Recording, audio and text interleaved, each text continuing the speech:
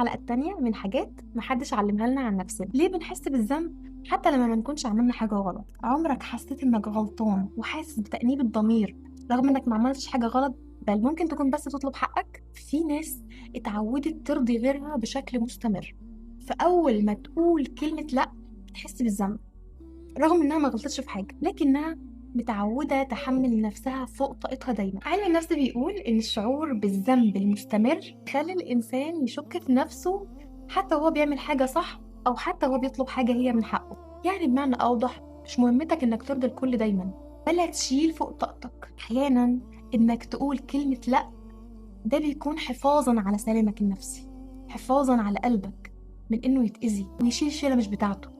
فمش كل موقف يدي رياكشن وحش من الناس او رياكشن زعل من الناس ليك يوصلك انك غلطان. اللي اتعود منك على العطاء مش بالسهل يتأقلم على انك تقول لا لما تطلب حقك. السلام عليكم.